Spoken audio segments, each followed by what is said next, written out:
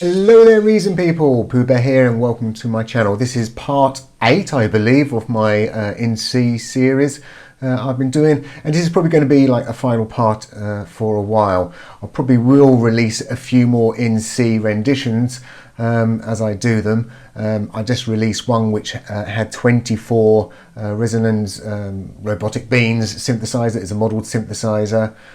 It worked really well, and really since the start to this particular version, which I'm going to quickly go over now, I'm going to be spending more time probably actually what you can actually see on the screen at the moment, but I will just skate over because I've already gone over a number of things in the past. But the logic of this particular version has changed quite a bit from the very first version, and obviously the first version was, can we actually even do an in C with inside a door? And the answer was yes. And this version, I think, and if you did listen to that last one I released, hopefully you'll agree, maybe it's definitely had the in C theme throughout it. It really did work out well. I was really happy with the result, and more to the point, it was quite funny that I decided, yeah, I'm going to use the resonance model synthesizer, 24 of them. I thought I'll give it a go, and the first time I plugged it all in, wired it up, hit the record button, played it out, and I thought, oh wow, that's really cool. But I also knew, I always had in my mind always, I wanted to do a video, and I honestly thought, I bet you that was just a one-off, because obviously it's the randomization. I thought that's just going to be a one-off, why it sounded so good. But then I've done several others since. I mean, probably about 8 or 9 I've actually pumped out of this, and every single one has been really good. You know, I remember one started off really, it just sounded terrible to start with. I thought, oh, this is just going to be a write-off, and then it actually turned out there's sections in it which were just fantastic, because obviously it's the way the timbrels and everything else just come together and merge together, and all the different patterns. Yeah, this is something what I love about in C, is it's just full of surprises. So I'm going to quickly go over some of old stuff, mainly for if there's anyone new, but as I say, I'm going to concentrate mainly on the new logic, which to me has brought this in C sort of project alive. So I'll start off with the left and we'll just quickly whiz through it. So I've got this filter and this thaw at the top. That's purely there because that's just taking some audio out of this attention, because I just wanted a flash button which starts and stops it and converts it into CV for me. I have a few little effects which I've applied to the results. I have obviously all my mix channels go through a bus ready for recording, which is record enabled, so that allows me to actually record the audio. This particular one we're actually going to be looking at is a bit of a special setup because I've got loads of MIDI stuff working as well, and I'll have a quick chat about that. Oh, that's the other thing, is obviously inside each of these I've got myself a line mixer. I will talk about that a little bit more when we get onto the ham users, because they actually control these line mixers. And then this little LFO with a few different shapes going on, going through the slow really to offset all the CV signals coming out. So these delay, going from one to another, and delays it more and more. And I'm doing panning, so I'm getting this panning going backwards and forwards. Not on all the channels, on quite a few of the channels. So this is probably the more exciting section, would be this section here, and this was the injection system. The injection system originally was designed, let's see if we can zoom in just a little bit, we can. The injection system was originally designed to set up the length at the very beginning of the rendition, I suppose that's the best way of putting it, and that was all it was used for. And then I had these little LFOs throughout which will give random lengths and other things going on. This does it all now. This actually is forever running, and it's doing all the calculations for the different lengths, and when the instrument's actually ready to say, hey, I've finished this phrase, I'm going on to my next phrase, I need a new length, it just basically, because this is chatting and multiplexing all the time, it'll just have a look and see what's inside its pigeonhole, and it'll grab its value out ready to go. I did say I felt my little LFOs on the last project, or I say this, I've been using this particular project for quite a few weeks now, from the last video, wasn't quite right. It wasn't just the little LFO, or little LFO wasn't really the issue. It was the way I was picking up the signals, and basically some things were bleeding over. So yes, so some instruments ended up with the same length, so they were going over at the same time, and it all became, timing has been the biggest issue in this project, and it's been timing from the point of view when we change our buffer sizes. That's been the biggest issue. If you run with a 64 buffer size, you find a lot of your timing issues just don't exist. As soon as you start increasing that, I started having a lot of issues, and to be honest, I could probably even run the 24 instruments even with a 64 buffer, because DSP wise it was next to nothing, but my CPUs are pretty maxed out running the 24 instrument because of all the CV work going on in the background. It's just, obviously, I don't know if they're using a single thread to sort of do that, or it seems to be more of a single thread sort of process, because it's just one CPU was absolutely hammered to high heaven, and there's just no more available space. This is a 16 voice version, and I'm really happy with the 20 voice version I run.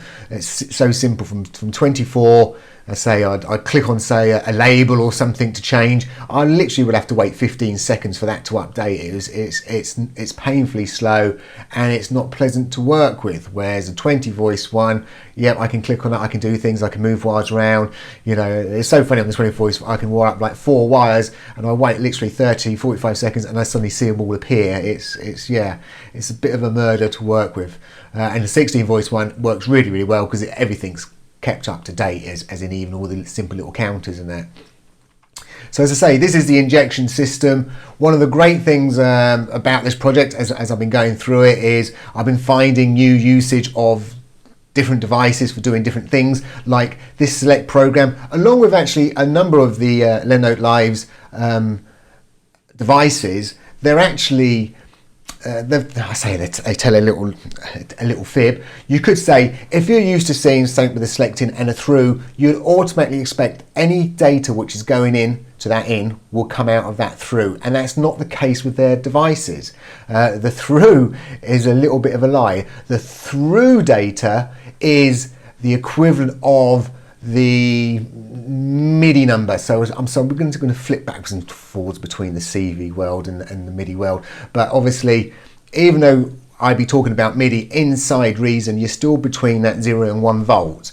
But we talk about like these integer numbers. So as I say, 001 in the integer world, this is an integer world, is equivalent of something like 0.00789 something along them lines. But basically this will convert it. So this and these devices, and as you can see, as I said, there's nothing wired up in this device. I'm using this as a voltage stepper, 128 voltage stepper. So I'm converting my 0 to 1 volt to the equivalent of the MIDI world, from 0 to 127. Yes, it will come out with the appropriate voltage, as I say, between the 0 and 1, but this does it for me, and that's really, really Hamud has a voltage stepper, but only has 32 steps. So the fact that this is covering the whole 0 to 128, it's quite handy to know about that. So at the moment I've got and you can't see it on the screen, so I can just scroll it up a little bit. There we go. I've got this ramp. This ramp is actually plugged into this, and I'm going to take this ramp, which is going through all its little numbers, and I'm voltage stepping that ramp to my MIDI world, or the equivalent of the MIDI world. Just think of it like that, or the MIDI scale. Hey, that's a better word. Rather than the MIDI world, it'd be the MIDI scale. So I'm scaling it to the MIDI scale. So even though that's going up, it will actually say 001, and then once it gets to a certain point, it'll say 002, and that ramp would keep going up, and then it'll say 003, and so on and so forth. That was really handy to use, because I can then use that to go back into the dual CV source, into the latch data. We use this latch data for two things really. It's used for sample and hold and track and hold, and that's what I'm doing. So I've got a random LFO going in this side, I've got my latch coming in this side, so when my ramp goes up and says to 1, this will actually change the value, and then this will actually take a sample of the random LFO, which I'm then using to, as I say, I'm multiplexing this around, so every time this gets switched around. I should also add this, because it's going into this splitter. I've sampled and hold, and I've also changed the actual multiplex to go out to each of my instruments. So when the instrument goes to change, I've got a new sample and hold, and that's got rid of that bleeding. I remember I said at the very beginning I had a little bit of bleeding where it seemed like the random LFO was jumping from one instrument to the other. Well, this sort of cuts out all that bleeding as well. So that was yeah, so that was a good find, really, using these, as I say, that little simple voltage stepper. Yeah, it made quite a big difference. So yes, the way we start this, we still got to prime it up at the very beginning before we run it, but then thereafter, as I say, it's grabbing all its data from here. Going down a little bit, obviously this is all the start stuff, so this is just sending off all the start signals to make sure everything starts. This is the pulse engine that I have put a drum in there. Obviously it's meant to be a piano default, but I had gave it the option that we could turn on a drum. I did try a few with the drum, and to be honest, I fell straight back to the piano. The drum just didn't quite work for me. I may come across and find some instruments when I'm doing an NC project, and it may work better with the drum rather than the piano, but at the moment I'm finding yeah, I've gone back to old school and started using that piano again. So we quickly whiz up and move over to the next section. So this is all my consonants, so I was using the RVL here as setting my consonants, because it's quite good that you can actually set quite specific kind of consonants, and then that obviously goes off to loads of spiders and splitters, and it's just going off all over the place. This was to do with my blocking. Again, a lot of this stuff I've talked about in details in older videos if you haven't seen them. This was to do with my blocking, so that works exactly the same way. That hasn't changed at all of how I'm actually viewing the blocking. Later on we'll actually have a quick look, because the way I'm actually doing the blocking has changed quite a bit. And this section here is something, I'm probably going to remove this for the release when I hand it out. I've used this purely because I wanted to do a video. So in that video, you may notice that the sequences, the rotary beam sequences, they change, and they're actually changing correctly to the correct pattern because I captured that data and obviously the audio, and I can play back this bit of data which is doing the changing of the pattern, and I've put that into the video. So it actually is one-to-one. What you're seeing going on in the video actually did happen. And a lot of people, you know, you hear people saying you cannot record CV data. Yes, you can, but you have to send it out and loop it back. And that's exactly what this is doing. So I'm actually grabbing CV data, coming into these, send them out. They're coming back via a surface controller, and I've taken remote overrides of this particular Hamute, and I can just record it. So as you can see, they're all green. They're already armed for recording. And so, yeah, when I change a pattern, it just changes this, and that's all I need to record. Because don't forget, I'm not recording the actual MIDI, I'm just recording the CV data for the pattern changes. This particular project is also set up to record the MIDI, and we'll talk about that when we look at the instrument stack. And that's purely all this is doing. That one there, I think, is testing. I think that's when I was doing a bit of a playback for some testing stuff.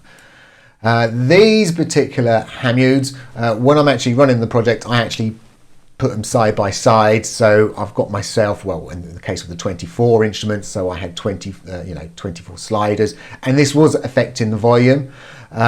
What makes this a little bit special is I can, obviously I could be hearing it and we might go on to a next phrase with a particular instrument and it just may not fit, so I can quickly just whip it out. It could be, and in a number of cases, something's moved on to the next phrase, and because of the way this timbre is going, this one's going, and because of the way the phrases are going, it might make the frequencies a little bit higher up here or something, so I can just drag the volumes down a little bit. And why am I doing it here and say not in that line mixer or actually in the proper mix channels? Well, quite simply, when the phrase ends, so I would say number 4, I could either drag it right down or halfway or wherever I want to, but let's say I took it all the way down. When this moves on to the next phrase, I don't have to keep an eye, because obviously I can't be scanning backwards and forwards between 24 instruments to work out what's going on. It will automatically flip it back to full volume. So as things move on to the next phrase, if I've taken them out, they'll bring them straight back in again. So that's all sort of done automatically for me. That's just a little bit of monitoring, purely to show me the highest and the lowest of the phrases, and that's all that really is. That's all that's quite handy for, as I say, in the live case. So this is the actual instrument stack itself, and as you may notice, it's actually a little bit smaller and it's definitely compact. I've got rid of a number of moving parts. I could probably get rid of some more, and I think there's one moving part I wanted to add back in again. I just never got around to it, and the results I was getting I was actually semi-happy about, so I wasn't too fussed about it, but I'll talk about that again in a second. So at the top is the real, you could call it the inner counter if you want to, which is counting up the phrases. You know, I'm on phrase 1, phrase 2 or whatever. So it move on to say phrase 1 to start with. Then we've got an outer counter. So from that multiplexing, the injector, it bring that data, it go and say, hey, give me my next length, which I'm going to want. It brings that in. It also does another little funny calculation with it. So it sort of times it by 3, and then it adds the actual length, because we set the length on one of the consonants. So if we change that there, it can all change here. And then we start our countdown. Now the big difference is where this blocker is, because before what we used to do, we used to say, let's do our countdown. Then we used to say, I had a little LFO randomly going on saying, oh, can I move on? Can I move on? You know, so that had to be a tick. Next bit, can I move on? That had to be a tick. And was I blocked? Yes or no? And that had to be ticked. And then that would allow me to move on to my next phrase. So if there was a negative in any of them, you just wouldn't move on. So the big issue was, it could be that you had quite a few instruments waiting for this other instrument to move on to the phrase. Well, they'll all be sort of floating in this funny area. It'd be blocked, so it wouldn't move on, but then this random thing would actually kick back in again, say, no, you can't move on, I'm going to do my random bit. And the whole point of that is when this instrument does move on, you don't suddenly get all these instruments jumping over. But because of the way the randomization sort of worked, they fell over very quickly. So even though they might not all go at once, it is very, they went very quickly. So it started to sound a bit more unnatural for an in-C piece. Totally changed the way the blocking worked, which is when we now move 3 phrases in front of one, it knows and it blocks itself straight away. So it stops the counter. So the counter's stopped. So what that means is, if this one instrument back here was blocking everyone, and I had all instruments, say all 23 up here, when this instrument said, okay, I'm going to move on to my next phrase, that would free the blocking, but they all have their counter to count down again.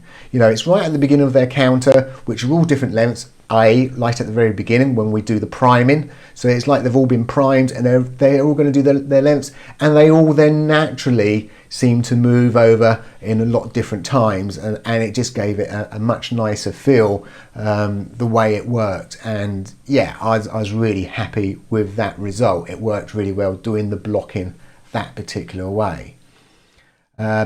The only other difference was, let's have a quick look on the back. I think it's this spider here, and let's see if we can hit a K and get rid of some of the wires.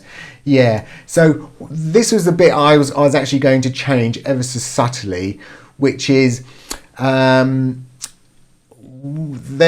is a calculation done back here to work out, am I behind or am I in front and all the rest of it, and this works out if you are behind and in front. And if you are behind, there's a slightly different offset number, and I take that number, and as you can see, I've split it and then I've merged it all back together. So basically I've added all these values together, and then I add that into the counter to speed the counter up. It takes a figure off, but to be honest with you, the figure it's taken off is such a small figure, it's not like a massive significant amount. And that was an area I thought I wanted to make it more weighted, so if I was lagging, I'm going to take more of my counter, so my counter will count down quicker, so I move forward. But to be honest, it was working quite nicely that I never really bothered to revisit this particular part. And I want to also mention at this particular stage, the way with the blockings working now and the way the randomization's working now, yep, I can have instruments real lagging behind, and before you know it, you know, 8 or 9 or 10 phrases time, them instruments have actually overtaken, and the ones which were in the front were now lagging. It's great. It's the fact that everything is now moving over, and that's what you want from an in-C project. You do actually want that. You want things moving around, and it gives it a real nice feel. So that's really, really cool. The only other difference, I think, from the very, very original one was, and as you can see, these are all the sequences here, is I added a tonic min A/B transpose, so I can actually change the octave, so I can change whatever instruments I've got. As you can see, this is a new project I've literally just started, and I've got a real variety of different instruments I'm trying to play around with to find some sounds to fit together. It's not there. This project's not there. There is a couple of really interesting sounds which really surprised me, which I've been messing around with, so I'm making up my own patches, which I'm going to come back and revisit, and I'm thinking, yeah, I could actually do something with it. I've got one which sounds a bit more like a didgeridoo sort of sound going on, and I'm thinking, that could actually work maybe for this. So I've got my transpose here, and the great thing about this particular transpose is obviously we can control it via CV. So that basically means on them hamudes, what we saw at the very beginning, where I can adjust the volume. Actually above it there's a knob which all talks about octaves, so I can actually change the octaves from there. So I can just drop an instrument in, leave these all claps down. I think that's the only reason I have it. So I can leave that claps down, drop my instrument in, and just change the octave from one of these hamudes here quite easily and quickly. So, and the only other thing I think which has been changed would be right over the far side, which I refer to as my counter fix. I'd done a video the other day where I spoke about my little counters. As you can see, because I'm not running everything, this is actually equivalent of me hitting the reset button and holding the reset button down. So that's what's actually happening via CV, and this one will happen whenever my counter. So this one is for the main phrases, so it's keeping the main phrase and resets that back to 0 for that counter, and this is the other counter which is working out the lengths. Working out the lengths, I actually had to put in a janitor, which I'm delaying the signal. It's saying, oh yes, I've got the attack. The attack actually is being delayed. It doesn't look it because it's turned down, but I've got a CV which is actually doing that, which is maintained by a consonant. Because again, when I started playing around with my buffer sizes and you start going larger, I had to keep changing the attack time up. Right, let's explain why you had to do that. Maybe that might make a bit more sense. Here I don't have to have a janitor or anything. Why? Because it's a manual. It's me having to push a button to start this whole program off, and it's me that pushes the button to stop it. Me, human, slow. Yeah, computers, fast. So I needed to slow the signal down. So what would happen is this would actually go through its little process and suddenly go, hey, I'm going to move on to my next phrase. As it moves on to the next phrase, it will then have a little signal which comes to here. With this set program, when you move from one program to the next program, the bottom row, it works a bit like a gate. It'll actually drop its signal down to 0 volts before it go back up to whatever voltage it's meant to be, whereas the top one works more like CV and maintains its signal constantly until you change the signal. But it doesn't matter what you're doing here, whatever the signals here is, when you change the program, it actually drops to a 0 and back up again. It doesn't state that. I think they probably deliberately done that because they had always had in mind of doing probably note and gate stuff, and that's probably why they've done it. And I think it's brilliant. It works for this program absolutely brilliantly because I can just take that drop and re-trigger, and because I'm taking the re-trigger, I have to make sure I hold this button down long enough, and don't forget it's the computer doing it, long enough so I can push a 0 all the way through the system. If you haven't seen my blocking video, or my last one where it's a counter video, the very last video I released was to do with a counter. The way the counter works, this uses part of the counter, and this was a fix. Because obviously, as I said, if you change your buffer sizes, the counters didn't work correctly. On the 64 buffer size, the counters work perfectly. So this was my little workaround where the counter would say, I'm going to count up 1, it'll come in here. This will actually pump out the maximum amounts, so it maintains the value. But when I hit reset, I've got to make sure that 0 goes through all the system and back to here again before I release that reset button. If I didn't, if I just blipped it, what would happen is I've got my 0 going here, and whatever value I had before will be coming back in, And so that will come in here and suddenly say, oh, I'm a value of 1. And this would 0 will come round, and then the 0 will go, oh, I'm smaller than 1, so I'm not going to do anything. So by hitting the reset button and making sure the 0 goes all the way up, and as I explained on that build and counter, it was like water, and you've got an air bubble you want to squeeze out. In this particular case, when we hit the reset, we're going to fill the whole tube up with air this time, and then we're going to trickle the water in, and then we'll flood out the air.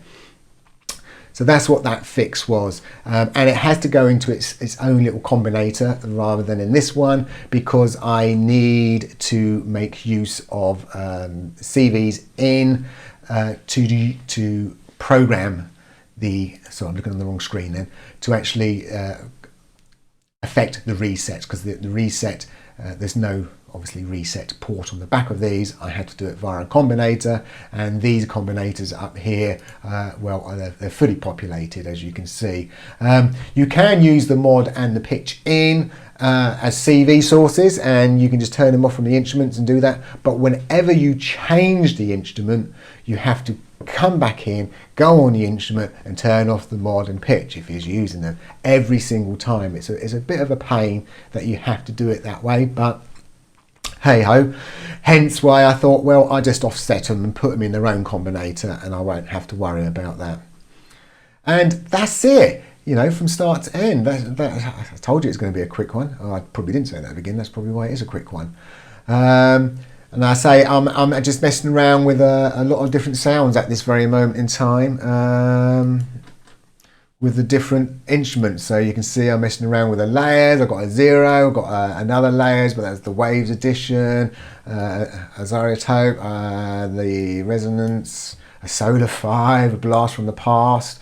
I've got a couple of Predators where I'm messing around with some sounds there.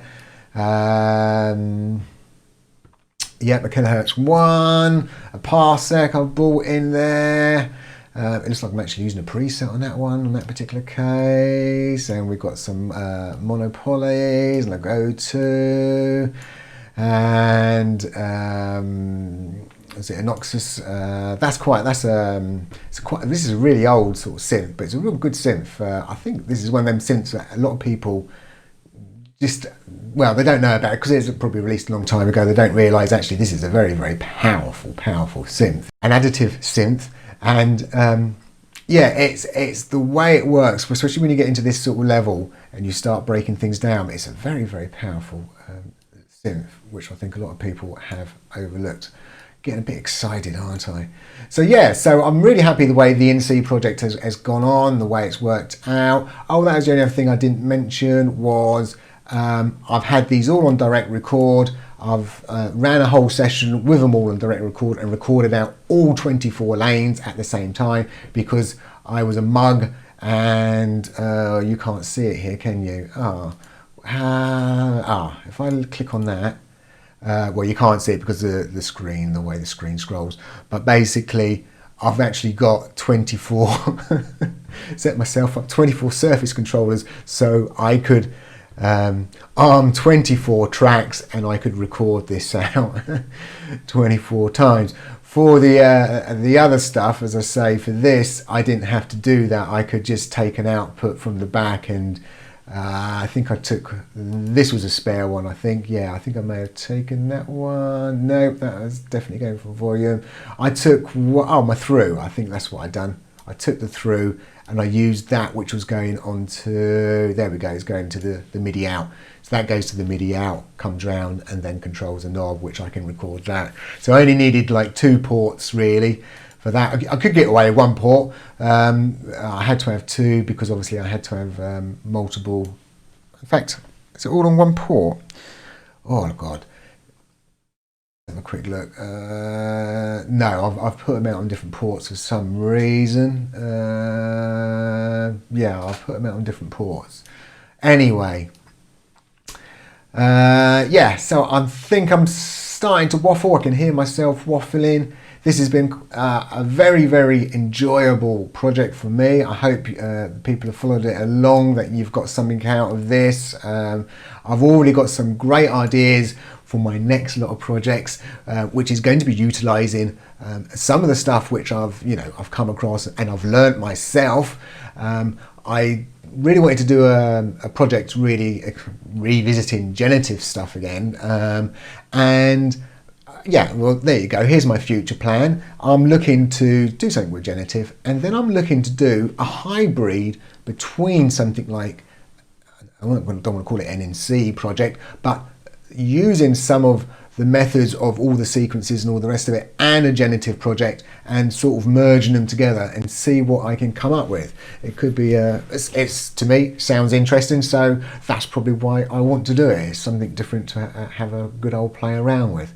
So all I can say is thank you very much for watching. As I say, all these projects are up in the Dropbox, so you can actually download them, swap out all your instruments, do what you want with them, and have a bit of fun with it. So yeah, thanks for watching, and bye for now.